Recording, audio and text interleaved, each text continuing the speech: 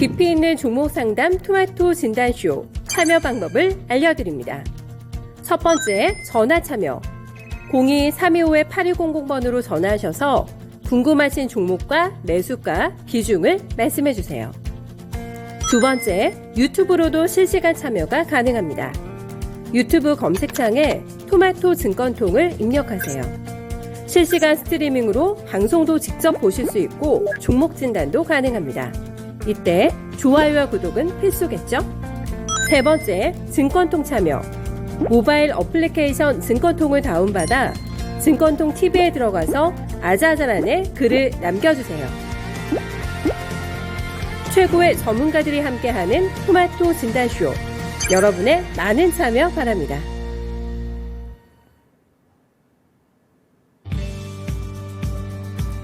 안녕하세요. 종목 진단 맛집 진단쇼의 김민아입니다. 간밤 미증시는 일제히 상승 마감했습니다. 미국에서 구인 건수가 줄어들면서 연준 피봇에 대한 기대감도 커지면서 이렇게 모두 다 증시가 상승 마감을 한 건데요. 하지만 안심하기에는 이르다는 평가도 함께 나오고 있습니다. 경기 둔화 조짐에 대한 우려의 목소리가 지속적으로 나오고 있는 가운데 아직까지 연준 쪽에서는 경기 둔화보다는 물가 안정 쪽에 초점을 맞추고 있기 때문입니다. 따라서 연준의 자이언트 스텝 경로가 바뀌기는 쉽지 않을 것이라는 전망이 나오면서 아직은 지속적으로 지켜봐야 한다는 평가도 나오고 있는데요. 이러한 시장 상황 속에서 국내 증시는 탄력을 많이 받지 못하고 있습니다. 장 초반에만 반짝 오르고 그 다음부터는 급격하게 탄력이 좀 둔화되고 있는 모습이 나타나고 있어서 이러한 시장 속에서 또 어떻게 대응을 하면 좋을지 두 분의 전문가님들과 함께 할 테니까요. 고민되는 종목이 있다면 종목명과 매수 단가 그리고 보유 비중 고민과 함께 댓글창에 남겨주시기를 바랍니다. 또 하단에 있는 번호로 언제든 전화 문의도 받고 있다는 점 기억해 주시면 좋겠어요. 네, 오늘은 최병훈 전문가 그리고 이광무 전문가님들과 함께합니다. 네, 본격적인 진단쇼 시작에 앞서서 오늘도 많은 분들이 댓글창에서도 많은 이야기들 해주시고 계시고 또 출석 체크도 해주셨는데요. 네, 황희성님 오셨고요. 압산솔님 냉장고 정리를 좀 하라는 말씀을 남겨주셨네요. 어떤 분한테 하는 건지 모르겠지만 냉장고 정리가 정말 귀찮은 것 중에 하나잖아요. 근데 이제 압산솔님이 이렇게 말씀을 해주셨네요. 네, 그리고 태리님 안녕하세요. 네, 준호님도 오셨고요. 김태자님도 반갑습니다. 오늘도 이렇게 진단쇼 찾아주셔서 감사드리고요. 탄력이 둔화되고 있는 만큼 또 어떻게 대응을 하면 좋을지 꼼꼼하게 진단해 드릴 테니까 저희와 끝까지 함께 해주시길 바랍니다. 네, 오늘 그러면 첫 번째 전문가님부터 만나보겠습니다. 첫 번째 전문가님은 최병훈 전문가예요. 네, 안녕하세요. 네, 안녕하십니까. 최병훈 전문가입니다. 네, 오늘도 여러 가지 이슈가 시장 속에서 많이 나왔는데 그중에서 이 사우디의 네옴 쪽에서 아시안 게임을 주최할 수 있다. 이런 소식이 와서 그 관련주들이 들썩이고 있는 것 같거든요. 그래서 그 관련 종목들 중에서 어떤 쪽에 좀 더 눈여겨보고 내 포트폴리오에 담아보면 좋을지 이 부분이 궁금한데 어떻게 보시나요? 네, 2029년도 동계올림픽이 지금 사우디 서부에 개발 중인 네옴시티에서 개최한다는 게 이제 발표가 됐습니다. 그래서 이제 짓고 있는데 네옴시티가 완공이 다 돼서 거기서 하게 되면 뭐 좀 부각시키려고 그러겠죠. 사우디에서 하니까 동계올림픽이니까 동계아시안 게임.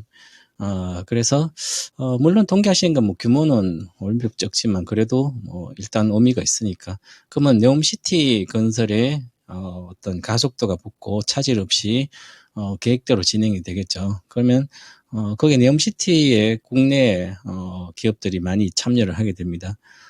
거기서 대다수 뭐 건설사가 최대 수혜를 받겠죠. 건축하고 뭐 또 기반 시설부터 해서 다양한 인프라를 구축하면서 하고요. 그 다음에 관련된 뭐 이제 스마트 시티를 주로 구축을 하기 때문에 여러 가지 관련된 뭐 들어가겠지만 디스플레이 같은 것도 상당히 최고급으로 OLED 디스플레이대 이렇게 LCD형 개념이 아니라 비싸면서 대형 이런 데 많이 들어가지 않을까. 그리고 올림픽을 뭐 개최를 하게 되면 지금은 이제 코로나 정권 그 이후에는 뭐 코로나가 아니겠지만 그래도 지금은 이제 스포츠나 여러 가지를 관람할 때 현장에서 보는 느낌의 어떤 있는 OLED TV들 고급 대형 RTN TV들은 뭐 현장에서 본 느낌 어느 정도 나온다 그러죠. 뭐 입체감도 있고, 그래서 저는 네옴시티에서 올림픽도 개최하고 네옴시티 수혜주라든지 동교 아시안 게임 어떤 수혜주는 건설이 뭐 기본적으로 들어가고요. 그 다음에 디스플레이 쪽에 OLED 쪽이 좋지 않을까. 그래서 물론 그래서 저는 이제 현대건설을 물론 최고의 뭐 1등 회사니까 중동 건설에 뭐 늘 이미지 구축되어 있는 현대건설 가장 기본적인 수혜를 볼 걸로 보이고요. 그 다음에 뭐 디스플레이는 지금은 이제 LG 디스플레이도 LCD 쪽 라인은 뭐 다 이제 접고 OLED 쪽에 중소형 OLED는 중대형 OLED는 지금 뭐 투자도 계속 하고 있고 수조치 향후에 OLED TV라든지 이런 쪽은 디스플레이 쪽은 LG 디스플레이가 세계로 가장 더 성장할 걸로 보입니다. 그래서 두 종목을 좀 관심 있게 보고 있는데요. 먼저 현대건설을 한번 보도록 하겠습니다. 사실 요즘 시장에서 이렇게 건설주를 사야 될까 이런 생각을 하게 되면 굳이 사야 될까? 저는 그에 대한 명확한 대답을 못 내놓겠어요. 왜냐하면 건설주보다 훨씬 더 고성장하는 산업들의 주가도 많이 빠졌거든요. 뭐 삼성전자까지도 거의 뭐 40% 정도 빠졌으니까 그만큼 싼 주식이 많은 거죠. 단순 가격적인 측면을 말하는 거예요. 그래서 건설주도 현대건설은 2018년도 77,000원이었으니까 거기에 기준이 아니라 작년도 2021년도 7월 달이 최고가 6만 원 정도입니다. 6만 원 정도이기 때문에 지금 4만 원 정도니까 39,200원. 30% 초반밖에 안 빠진 거죠. 대다수가 50%를 이상 빠졌어요. 성장주들은 50% 이상 빠졌고 60%대 빠졌고요. 그럼 이거는 정상적인 어떤 평상시에 어떤 빠진 게 38% 정도 빠지는 것은 평상시 언제나 빠질 수 있는 건데요. 그래서 현재 상태에서는 지금까지는 건설업황은 괜찮았어요. 아직까지는 뭐 괜찮은데 향후에 경기 침체가 온다면 좀 나빠질 수도 있겠지만 그래도 사우디라든 이런 데 수주가 이루어지고 하면 계속 좀 더 나아질 걸로 보입니다. 그리고 추가적인 상승을 하더라도 기본적으로 전고점 근처에 간다면 47,800원 정도 되니까 평균적으로 한 48,000원 한 20% 정도 수익이 나겠죠. 그래서 그 정도는 언제든지 뭐 볼 수는 있습니다. 아마 내년 4월까지는 지금부터는 매수해도 20% 정도를 본다면 20% 내외를 본다면 충분히 메리트 있는 가격이고 하락은 좀 제한적이지 않을까 그렇습니다. 그래서 지금 뭐 전체 지수도 마찬가지지만 뭐 모든 종목이 물론 추가적으로 한 10% 정도 때는 빠질 수는 있겠지만 거의 바닥권입니다. 이것도 마찬가지고요. 그럼 이것도 3만 한 6, 7천 오면 바닥권이겠죠. 그래서 리스크는 크지 않고 근데 수익률이 크지 않은 거예요. 그래서 좀 생각하고 좀 건설 좋아하시는 분들은 해도 괜찮은 영역이다 이렇게 보시고요. 그 다음에 LG 디스플레이죠. OLED 중형 OLED 소형 OLED뿐만 아니라 대형 OLED TV의 최고의 기업 세계 1등 기업인 LG 디스플레이는 업황 자체는 LCD 업황이나 디스플레이 업황은 성장을 잘 못한 하지만 OLED 대형이나 중형은 성장을 계속 할 걸로 보이고요. 중국은 LCD 쪽은 아직도 뭐 추가적인 증설하고 하지만 우리나라는 라인을 접고 있는 상태고 OLED 쪽으로 완전히 가게 됩니다. 그래서 이제 업황도 좀 이쪽으로 좀 나아질 걸로 보이기 때문에 기존의 LCD 쪽은 뭐 이익이 안 나기 때문에 빨리 접고 중소형 OLED 디스플레이나 아니면 대형 디스플레이 OLED 쪽으로 가는 게 이 회사를 좀 성장시키는 발판이 되지 않을까 저는 그렇게 보기 때문에 지금 11,800원까지 왔죠. 물론 2021년도 27,600원에서 한 60% 그래 빠졌죠. 60원에 빠졌으니까 하락은 기술적으로 피보나치 수로 거의 빠진 거예요. 그래서 최근 오는 뭐 여러 가지 호재가 있어서 올라갔는데 단순 가격적인 측면도 좋고요. 이제 이쪽 업황은 다소 개선되지 않을까. 사업 구조 개편을 하고 있기 때문에 그래서 이쪽은 좀 괜찮지 않을까. 그래서 이 두 종목 중에 저는 상승률은 LG 디스플레이가 훨씬 좋다고 생각하기 때문에 기본적으로 LG 디스플레이는 못 가더라도 뭐 2만 원대는 한번 가지 않을까 조세가 나오면. 그래서 목표가는 22,000원입니다. 지금보다는 뭐 그래도 수익률이 70% 나오지 않을까. 내년까지 말하는 거예요. 1년 정도. 그래서 이런 쪽으로 좀 보시는 게 낫지 않을까. 그렇게 생각합니다. 네, 오늘 사우디 네옴시티 쪽에서 동계 아시안 게임이 주최된다. 이 소식 때문에 관련 종목들이 좀 주목을 많이 받고 있는데요. 그 중에서도 어떤 섹터, 어떤 종목들에 내가 조금 더 눈여겨봐야 할까? 이렇게 질문을 했을 때 네옴시티 관련주, 그리고 그 안에서도 이 OLED 디스플레이 쪽을 눈여겨보면 좋을 것 같다. 이런 코멘트를 주셨습니다. 자, 이 네옴시티 관련해서 관심 갖고 계셨던 분들 참고해 주시면 좋을 것 같아요.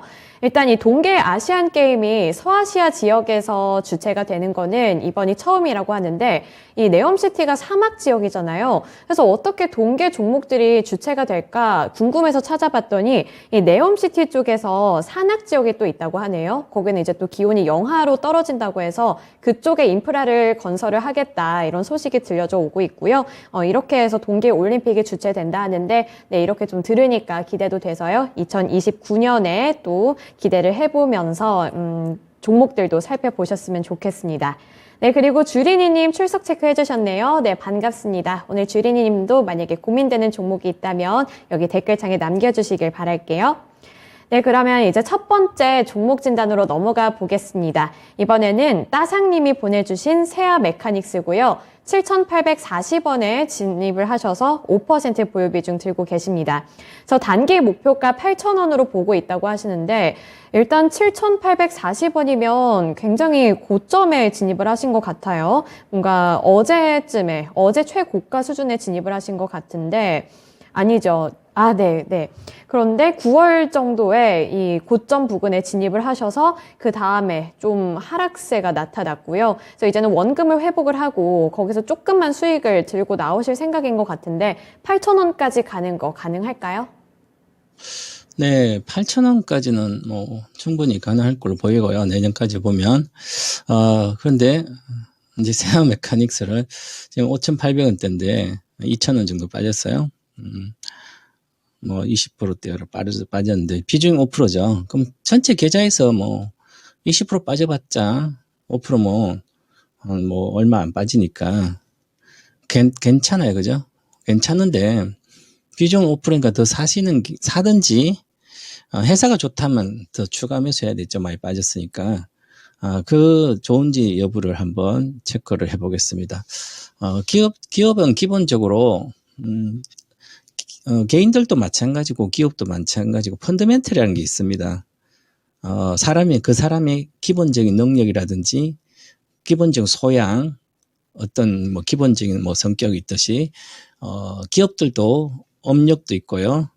얼마나 오래됐는지, 얼마나 오랫동안 이익을 내고 있는지, 아니면 얼마나 오랫동안 안정적인 어떤 회사를 운영하는지, 아니면 뭐 등락이 심하다든지, 어떨 때 적자 냈다, 어떨 때 또 흑자 냈다가, 아니면 계속 적자를 낸다든지, 그런 걸 봐야 되거든요. 또 매출도 성장을 하고 있는지, 이런 거 다 보고 주식을 하는 거죠.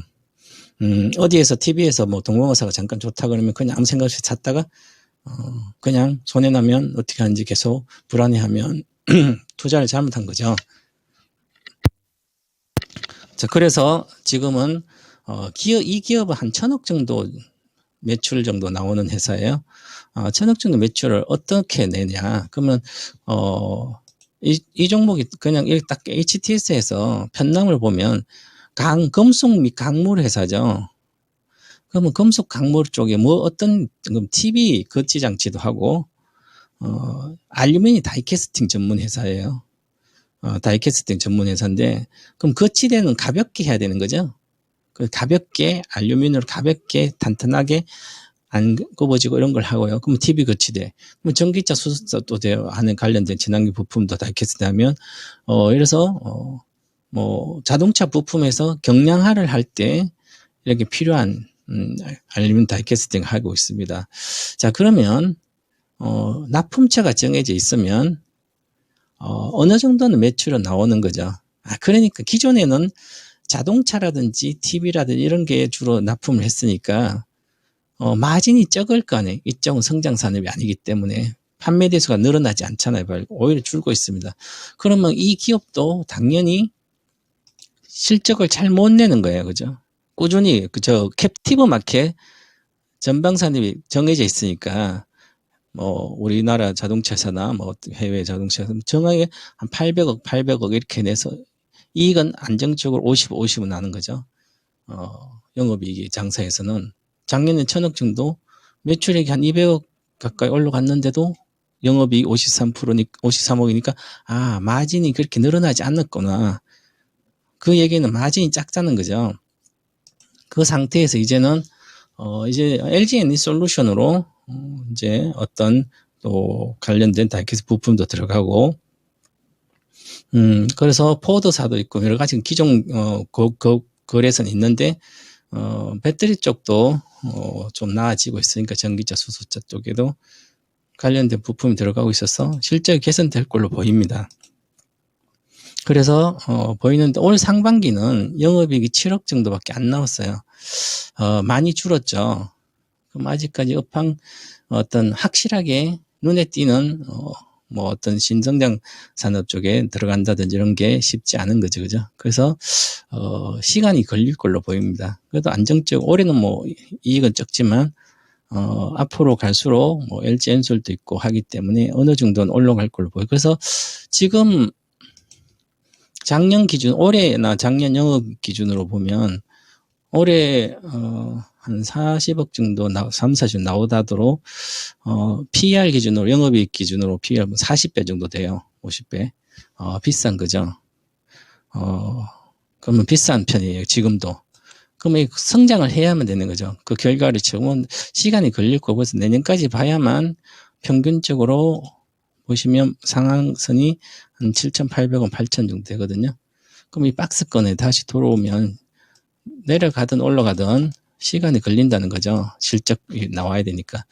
요즘은 최고의 성장주의 실적도 안정적으로 나오고 있는, 더 증가될 수는, 뭐, 예를 들어서 2차전지 양극재 같은 경우도 주가가 안 가잖아요. 그죠? 그래서 좀 시간이 걸리지만, 그 정도는 간다. 그러면 이제부터 내려갈 때 기준으로 추가 하락한다면 5,000원 초반 정도에 오면 한 5% 정도 더 사고, 더 내려가면 4,500원 5% 더 사고, 한 15% 정도는, 20%는 사야만 먹으면 돈이 되지 않겠어요? 그렇게 내려가면, 물타기를 좀 하는 게 나을지 않을까 이렇게 보여집니다. 네, 세아 메카닉스 관련해서는 추가 매수 의견 주셨습니다. 그래서 보유 비중을 20% 정도까지는 늘려봐도 괜찮겠다 이런 말씀을 주셨거든요. 세아 메카닉스 같은 경우에는 아까 전문가님이 언급을 해주셨지만 이 포드 그리고 포르쉐와도 관련이 되어 있고 그쪽에 이제 공급을 한다는 그런 모멘텀도 갖고 있기 때문에요. 좀 중장기적으로 바라보시면서 내려갈 때마다 조금씩 보유 비중을 늘려보는 전략 택해보시길 바라겠습니다. 네, 이제 두 번째 종목으로 넘어가 볼 텐데요. 네, 두 번째 종목은 에마트 님이 보내주신 에이블 CNC입니다. 6,300원에 진입을 하셨고요. 6% 보유 비중 들고 계신데 손절은 늦은 것 같고 추가 매수 가능할까요? 이렇게 질문을 주셨거든요. 네, 에이블 CNC가 이제 시장에 나와 있잖아요. 그때 매각설 때문에 잠시 급등을 했던 것 같은데 그 이후에는 또 주가가 무섭게 빠지고 있어서 이거를 어떻게 해야 할지 좀 고민이 많이 되는 상황이긴 하거든요. 그래서 에이블 CNC가 뭐 최근에는 이제 미국 시장 쪽을 좀 노리고 있는 것 같기도 하고 백화점에 입점을 했다는 소식 어떻게 보면 또 호재로 작용될 수 있지 않을까 싶은데 에이블 CNC 지금 추가 매수하는 거 괜찮을까요? 에이블 CNC는 팔아가지고 다른 거로 교체하는 게 나을 것 같습니다. 왜 그러면 반등할 수는 있겠죠. 많이 빠졌다고 보면. 근데 우리가 주식을 하면서 아주 중요한 사항이 있습니다. 전체적인 큰 흐름을 봐야 되는 거죠. 시대의 흐름. 어떻게 시대가 흘러가고 있는지를 반드시 보고 사양 산업이라든지 향후에 어떤 그 기업들이 아니면 성장이라는 게 불투명한 기업이나 불투명한 산업이 있으면 그쪽으로는 쳐다도 안 봐야 됩니다. 지금 제가 이제 이렇게 진단쇼를 계속 하다 보면, 비중을 한 10%야 뭐 몇 프로 이렇게 하고 진단을 어떻게 될지 되게 궁금하신 분들이 진단을 올리신 분이 많으신데, 주식 공부를 거의 안 하신 거예요. 만약 유튜브라든지 인터넷 뭐 여러 가지 관련된 사이트라 이렇게 가서, 누가 좋다 그러면 막 뭐 이제 그래서 코로나가 이제 마스크도 벗고 해제되고 하면 여러 가지 하면 이제 사람들이 밖으로 다니니까 화장품도 많이 사서 바르고 해서 막 멋내고 다니지 않을까. 그러면 화장품가 좋을 거야. 이거 막연한 생각이에요. 아주 코로나 뭐 없어지지도 않았는데. 그런데 그거부터 없어진다 쳐요. 그죠? 좀만 길게 본다 쳐요. 그래도 화장품으로 우리가 성장하는 시대는 2015년이 끝났습니다. 그러니까 중국에 대한 수혜 때문에 중국 서부 대기업을 해서 이제 그래서 화장품이 가격이 엄청나게 우리 면세점부터 해서 난리 났는데요. 이제 중국도 기술력 좋아서 아주 화장품도 잘 만들고 명품 많아요. 명품 반열트는 굳이 우리 걸 안 사가도 되는 거죠. 여행을 온다 하더라도. 그러니까 그거는 2015년대 끝났습니다. 한 10년간에 걸쳐서 그 산업이. 그러면 수익을 낼 수 있는 구조가 별로 없다는 거죠. 그리고 고령화 사회에 접어들면 들수록 화장품 수요는 줄어들어요. 그죠? 당연한 거죠. 그래서 2013년도 보시면 저기 2012년도까지잖아요. 그런 화장품 시대가 15년도까지 끝났는데 주가가 600원짜리가 100배나 올랐어요. 그래서 그 시대가 왔을 때는 괜찮은 것은 100배 올라요, 기본. 그래서 600원짜리가 2008년부터 중국 서부 대기업 수혜주 계속 갔으니까, 6만 원이잖아요. 지금은, 90%가 빠졌죠. 6만 원에 10%, 6천 원이면 10%잖아요. 그죠? 그러니까 90% 빠진 거예요. 안 되는 산업이 끝난 주식은 끝없이 빠져서 계속 빠지기만, 그죠? 잠깐만 올라가 봤자 안 되는 거예요. 그래서 이런 마인드를 없애야 된다. 가장 제가 중요시 여긴 게 시대에 맞지 않는 것은 절대로 하면 안 된다. 단타도. 물려도 단타를 가서 물리더라도 시대에 맞는 것을 물리면 내려가면 더 사든지 돈 없으면 기다리면 또 올라갑니다. 많이 갑니다. 지금까지 100년의 주식 역사에 그렇게 증명이 됐는데 굳이 화장품 회사를 사냐 이런 얘기죠. 자, 그러면 투자 컨센서스 보시면 적자가 심각하게 나오잖아요. 2020년도 680억 적다고요. 224억 적자예요. 그리고 상반기에 보면 상반기에는 30억 좀 흑자 났지만 30억 났다고 하반기도 뭐 50억, 80억 난다 해봤자 시가총액이 워낙 높아요. 그죠? 그렇기 때문에 이런 거 빨리 정리해서 앞으로도 10년간 성장이 보장된 그런 기업에 가서 많이 내려, 그것도 같이 내렸어요. 이것만 내려온 게 아니라, 그러면 미래가 성장이 보장된 회사, 같은 손절해서 같은 금액을 그걸 사시면 그건 회복이 보장되잖아요. 이것은 회복이 보장이 안 된다는 거죠. 그런 측면으로 팔고 종목을 고성장주로 바꿔서 갈아타시는 기회다, 지금이. 이렇게 말씀드리겠습니다. 네, 에이블 CNC 관련해서는 이제 종목 교체 의견을 주셨습니다. 지금 이런 로드샵, 특히 여기는 미샤로 유명하잖아요. 그때 호황기를 돌이켜봤을 때는 중국 시장에서 인기가 많고 그 시장에서 붐이 일어났을 텐데 지금은 환경이 많이 변했다는 점을 고려해 보셔야 될 것 같습니다. 그리고 이 매각설도 어떻게 보면 좀 리스크로 작용이 될 수 있으니까 에이블 CNC는 여기서 정리를 하시고 앞으로가 조금 더 기대가 되는 그런 유망 사업 쪽으로 눈길을 돌려보시길 바랄게요. 네, 여기서 에이블 CNC 대신에 다른 종목에서 더 큰 수익 챙겨가시길 바라겠습니다. 네, 이제 다음 종목으로 넘어가 볼 텐데요. 세 번째 종목은 망둥이 님이 보내주신 DENT고요. 1,300원에 진입을 하셔서 5% 보유 비중 들고 계십니다. 그래서 이 DENT가 최근에 2차 전지 핵심 장비와 관련해서 시장의 관심을 많이 받았던 것 같고요. 그리고 급등했던 거에 비해서 탄력이 둔화되기는 했지만 나름대로 이 박스권 안에서 움직이고 있는 것 같아서 이 종목을 어떻게 대응을 해보면 좋을지 짚어주셨으면 좋겠는데 DENT 전망 어떻게 보시나요? 네, LED라든지 LCD라든지 뭐 이런 장비 쪽에 검사하는 장비들. 그래서 기술력도 여러 있는데요. 그런데 이제 이쪽은 사실은 성장을 못하죠. 그래서 2019년, 20년도 적자가 계속 났어요. 작년에 흑자 12억, 올해도 11억 이렇게 난다고 그러죠. 근데 이제 이 회사가 2차 전지 쪽이라든지 이쪽 시장이 커지니까 태양광이라든지 그래서 이쪽에도 신제품 장비들이 아몰레드 장비라든지 이런 쪽으로 같이 가서 신규 증설 장비들이 나가게 되면 실적이 좋아질 걸로 보입니다. 그래서 내년은 좋아진다고 이렇게 컨센서스 나와 있죠. 그래서 내년에 컨센서스 나온 거에 한 150억이고 그러면 지금 시가총액이 1,500억이니까 1,595억이니까 비싼 건 아니죠. 근데 주가가 그래서 이미 오늘 LG 디스플레이뿐만 OLED 관련된 재료가 나오면 호재성 재료가 나오고 OLED도 뛰고 같이 뛰니까 관련된 OLED 관련된 제품들 기업들은 그냥 주가 올라가고 있습니다. 그래서 이것은 오늘 사신 것 같아요. 이제 어떤 분들은 많이 빠진 주식 사서 기다리는 분도 있고 아니면 가는 주식을 사는 것도 있는데 오늘은 꺾일까 말까 하는 변곡점에 있는 거죠. 그래서 지금은 살 게 아니라 기다려야 되는 거죠.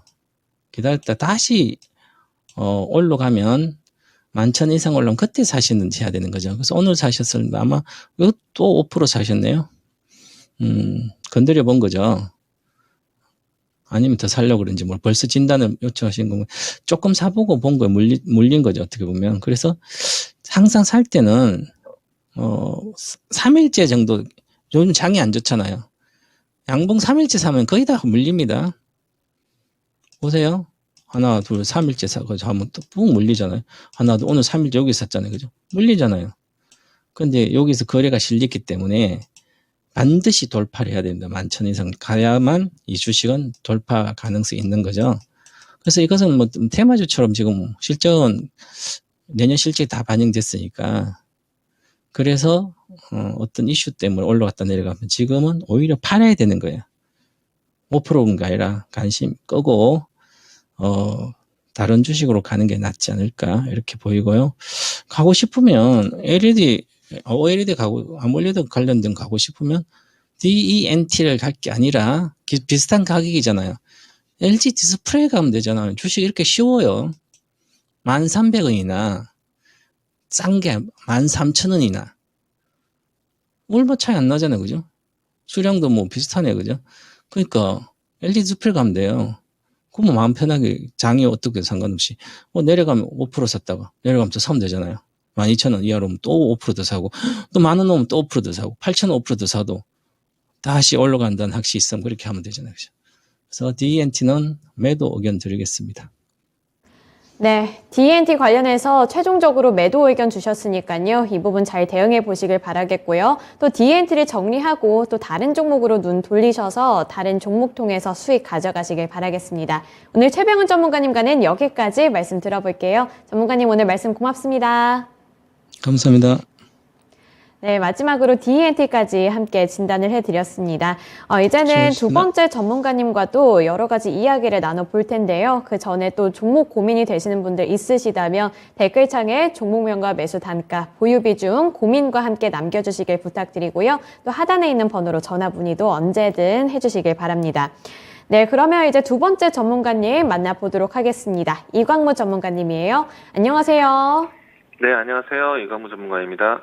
네, 오늘 시장 상황을 좀 제가 둘러보니까 최근에는 은행주들이 좀 힘을 못 내는 것 같았는데 오늘은 또 전체적으로 오름세가 나타나고 있어서 이제 또 찬바람 불면 배당주다 뭐 이런 말이 있잖아요. 그래서 은행주랑 금융주들 지금 담아도 괜찮을지 대응 전략 잡아주셨으면 좋겠어요. 네, 일단은 어제와 오늘 지수 장 초반 출발이 상당히 좀 강하게 출발을 했습니다. 그런데 아직까지는 명확한 시장에 대한 대외 변수가 바뀌지 않은 상태이다 보니까 우리가 지난달에 느꼈었던 인플레이션에 대한 대응책, 고강도 긴축에 대한 정책이 여전히 유지되고 있다라고 생각이 됩니다. 이 때문에 이 금리 인상에 대한 수혜주로서 금융주들의 움직임들, 이제는 투자 심리 위축에도 저점을 잡아가는 것이 아닌가라고 생각이 좀 되고요. 당분간은 금융주에 대한 관심이 계속해서 좀 반복적으로 일어나지 않을까라고 생각을 합니다. 물론 이제 전체적인 시장에 대한 투자 심리가 위축됐기 때문에 주식 시장 자체가 많이 밀리기도 했었지만은, 금융주에 대한 하락은 그래도 제한적이었다라고 생각을 합니다. 한 달 동안의 등락에 대한 크기를 보시더라도 시장이 좀 크게 빠지는 모습은 아니었기 때문에 시장 대비해서 주가에 대한 하락 깊이가 크지 않았다는 점, 그리고 금리 인상에 대한 배경은 여전히 좀 유효하기 때문에 금융주에 대한 관심은 이어질 것 같습니다. 배당주에 대한 매력도 언급을 해주셨는데요. 일단은 지난해 또 올해도 마찬가지로 이 대규모 실적 전환에 대한 모멘텀은 여전히 유효하기 때문에 배당에 대한 매력도 같이 부각이 될 것 같습니다. 이 부분에 대해서는 긍정적으로 보셔도 좋을 것 같고요. 만약에 최근에 금융주를 보셨던 분들이라면은 좀 더 끌고 가자라고 이야기 드리겠습니다. 네, 은행주 그리고 금융주에 대해서는 전체적으로 좀 긍정적인 코멘트를 주셨습니다. 일단 요즘에 힘을 많이 못 내고 있었는데 지금 구간에서는 어느 정도 바닥을 잡아가는 것 같다 이런 말씀을 주셨으니까요. 관심 갖고 계셨던 분들 배당이라는 매력도 있으니까 참고하셔서 포트폴리오에도 반영을 해보시길 바라겠습니다. 네, 이제 그러면 이광무 전문가님과도 종목 진단으로 넘어가 볼 텐데요. 첫 번째 종목은 탱크님이 보내주신 풀무원입니다. 15,678원에 진입을 하셔서 10% 보유 비중 들고 계신데요. 저기가 이제 바닥이라고 생각을 하셨을 것 같은데 그 이후에 하방 문이 다시 한번 열려서 굉장히 당황스러우실 것 같고 지금은 뭐 손절 생각도 못 하실 것 같아요. 금액대 자체가. 그래서 풀무원이 뭐 요즘에 가격 인상한다 이런 소식도 있었던 것 같은데 왜 이렇게 탄력을 못 받는 건지도 좀 궁금하고요. 전체적으로 어떻게 대응을 해보면 좋을지도 궁금하거든요. 어떻게 해볼까요? 네, 일단은 최근에 안 빠진 종목, 안 빠진 섹터가 없죠. 네, 그 부분에 대해서는 음식료 기업들도 동반 하락했다라고 생각이 되는데, 일단은 그래도 경기적 상황에서 지금 내수 섹터의 음식료 기업들은 그래도 실적 전환에 대한 모멘텀을 찾을 수 있지 않을까. 주가 방어 종목, 그러니까 시장 방어주 역할로 음식료 종목들이 반등하지 않을까 예상을 하고 있습니다. 일단은 저는 추가적인 반등을 예상을 하고 있는데요. 지금 최근에 1분기 때까지 변동성이 컸었던 곡물 가격도 2분기 이후부터 해서는 좀 안정을 좀 찾았다라고 생각이 되고요.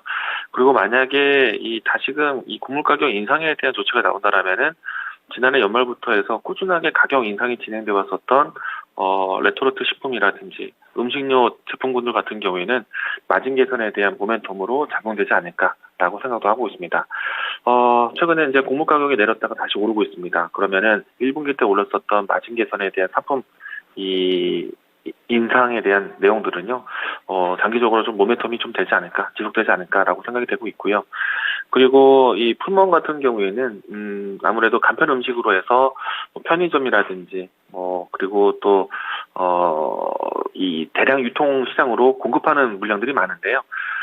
그렇게 된다면은 최근에 와서 방역 완화 이후에 리오프닝에 대한 시기를 좀 모멘텀을 찾고 있는 시기이기 때문에 풀무원에 대한 매출 성장은 여전히 유지되지 않을까 예상을 하고 있습니다. 그리고 추가적으로 최근에 와서 이 경기 위축에 대한 사인이 나온다? 그러면은 오히려 간편 음식에 대한 수요는 늘어날 수도 있습니다. 그렇기 때문에 풀무원에 대한 시장 환경은 나쁘지 않을 것이다. 저는 지금 최근에 내려왔던 위치가 저점이 될 것 같다라는 생각을 두고 있습니다. 그래서 이제 주가적으로 본다라면은 지금 현재 위치 11,000원 라인 때는 저는 저점이라고 인식되고 조금 더 지켜보자라고 이야기 드리겠고요.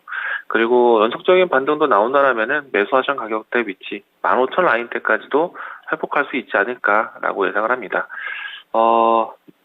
저는 홀딩 의견 드리도록 하겠고요. 그리고 15,000원 회복 자리에서는 비중을 좀 절반을 줄이는 전략, 그리고 다시 내려왔을 때 12,000원, 13,000원에서는 팔고 난 다음 이후에는 재접근하셔도 괜찮겠다. 이렇게 전략적으로 이야기 드리겠고요. 만약에 단가를 좀 더 안전하게 내렸다면요. 저는 15,000원에 대한 목표가만 갖고 있는 것이 아니라 추가적으로 17,000원까지도 보셔도 좋다. 음식료 종목들이 최근에 시장 따라서 부진했지만은 그래도 실적 개선이라든지 수요에 대한 부분들이 유지될 수 있기 때문에 저는 더 들고 가자라고 이야기 드리겠습니다. 네. 풀무원을 좀 낙폭과대주라고 볼 수도 있겠네요. 그래서 전체적으로 시장 분위기가 안 좋았으니까 이 풀무원도 함께 낙폭을 키워나갔다. 이렇게 해석을 할 수 있을 것 같은데, 그래서 조금 더 기다려 보시면서 실적이 개선될 걸 기다려 보시면서 대응을 하셨으면 좋겠고요.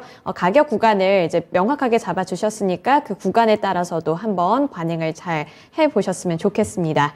네, 이제 다음 종목으로 넘어가 보겠습니다. 다음 두 번째 종목은요. 이소나무님이 보내주신 W게임즈고요. 44,400원에 30% 보유 비중 들고 계십니다.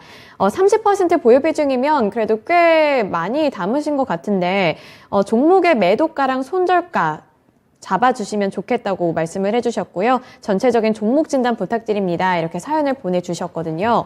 이 W게임즈가 오늘 다른 게임 관련주들은 파란불을 켜냈는데 혼자서만 좀 오르고 있기도 하고, 뭐 W게임즈가 최근에 개별 호재 소식도 있었던 것 같아서 이거 좀 들고 가도 될지 궁금해 하시는 것 같거든요. 그래서 W게임즈 어떻게 해볼까요? 일단은 W게임즈 같은 경우에는 이 종목 같은 경우에는 기본적으로 다양한 이제 게임 상품들, 게임, 내용들이 있긴 하는데, 보드게임 위주로 해서, 카지노 게임 위주로 해서 진행해온 종목 중에 하나입니다.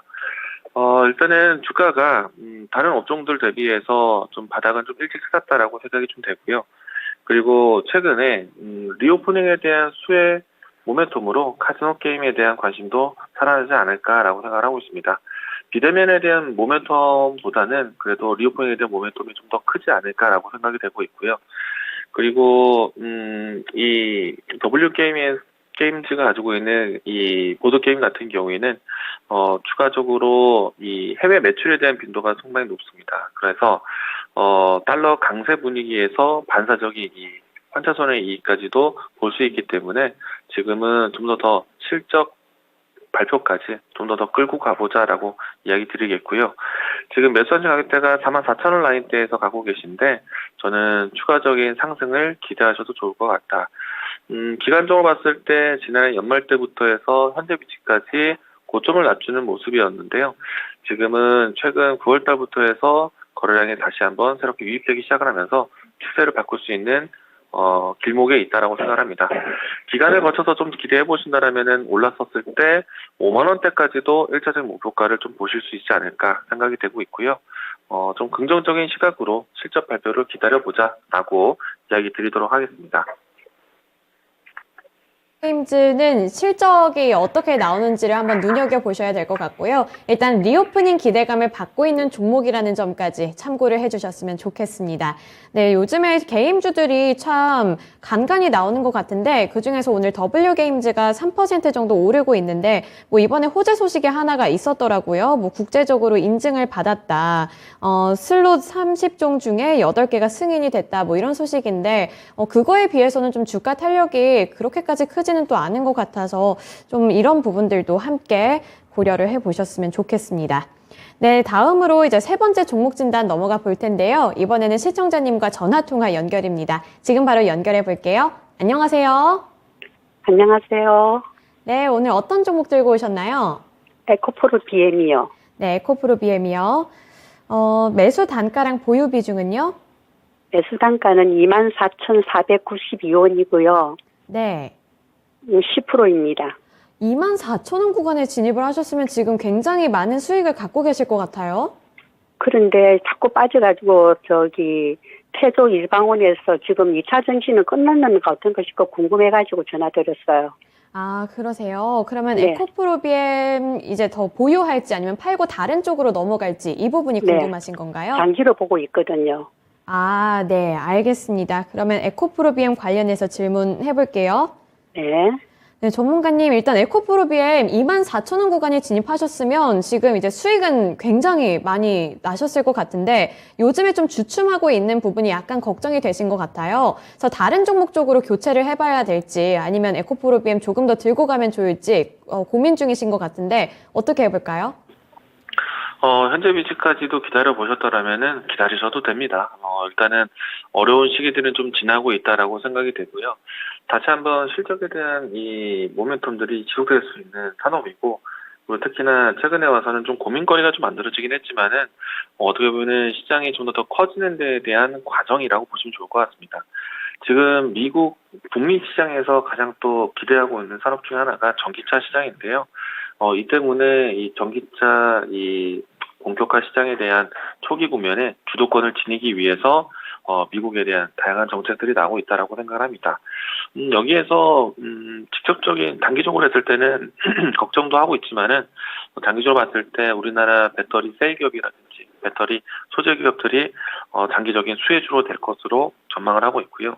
에코프로 BM은 물론 이 IRA, 인플레이션 감축법에 대한 대응으로 인해서 중국에 대한 의존도를 좀 낮추려고 노력을 하고 있습니다. 그 부분들이 에코프로 BM에 대한 좀 리스크이기는 하겠는데, 장기적으로 본다라면은 지금 북미 시장 내에서도 삼성 SDI가 시장 진입을 준비를 하고 있고요. 그리고 삼성 SDI에 대한 연결고리가 높은 에코프로 BM 같은 경우에는 삼성 SDI가 북미 시장을 진출한다거나 아니면은 유럽 시장에 대한 시장이 좀 더 안정화된다라면은 가장 크게 성장할 수 있는 기업 중에 하나이고요. 전 세계적으로 전기차 보급에 대한 부분들이 커진다라면은 다양한 고객사를 지니고 있는 에코프로 BM 역시 동반 성장이 당연히 될 것이다라고 이야기 드릴 수 있을 것 같습니다.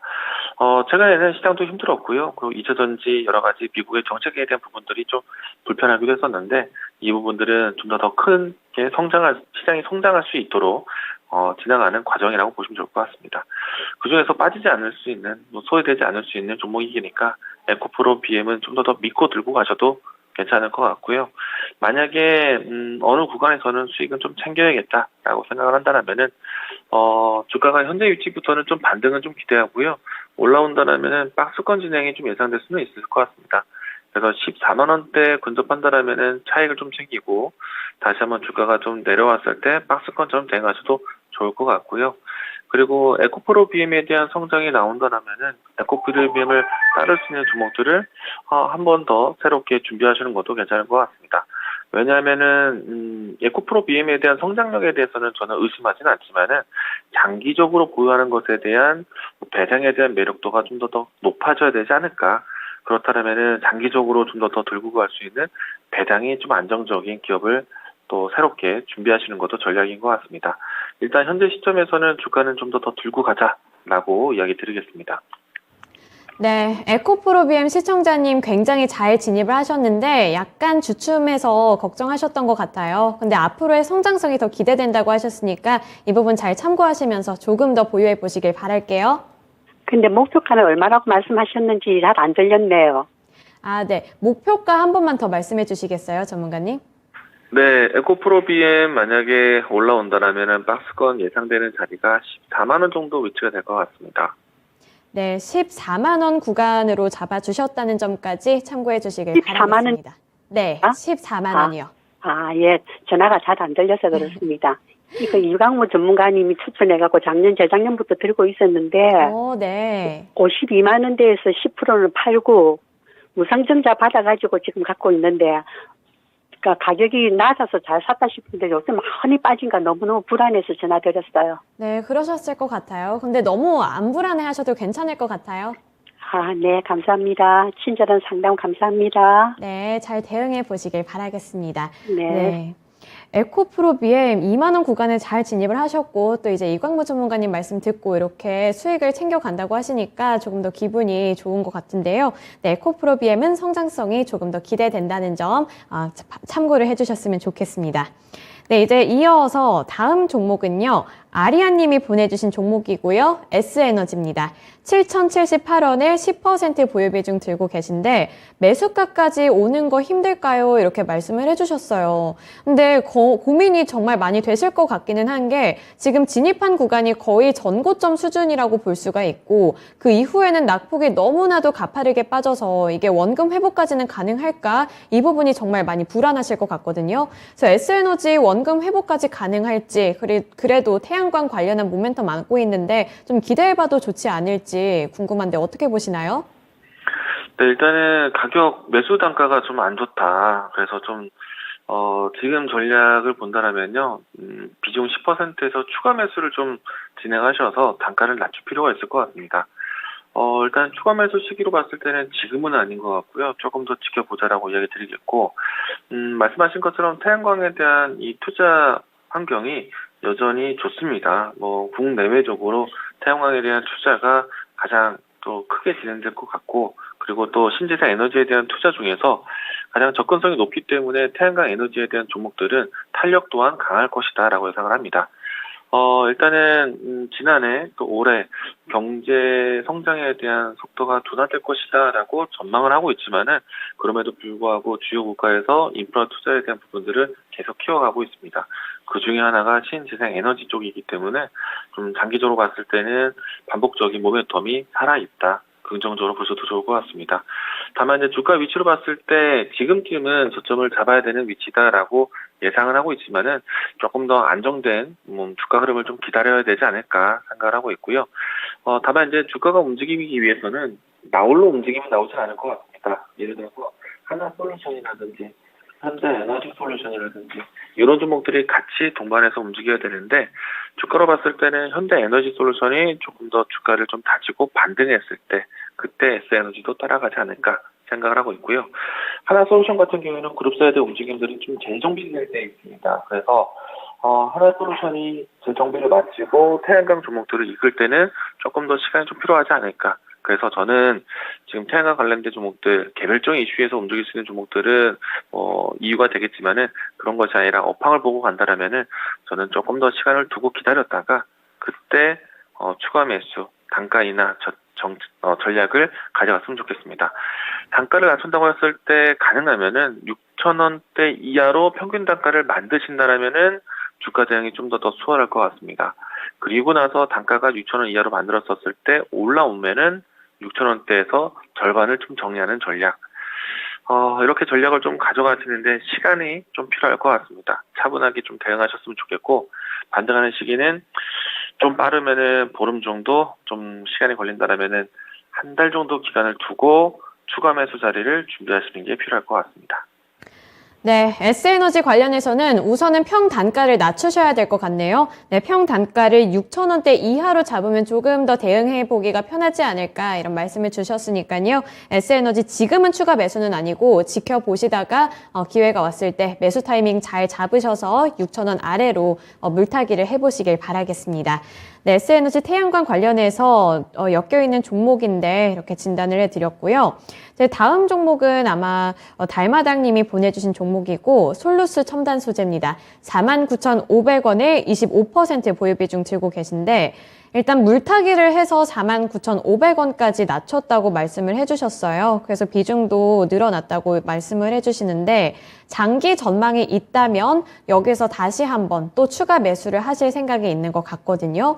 그래서 솔루스 첨단 소재 25%면 지금도 비중이 그렇게 낮은 편은 아니라 추가 매수하는 것도 고민을 좀 많이 해보셔야 하지 않을까 싶은데 전문가님은 솔루스 첨단 소재 어떻게 보시나요?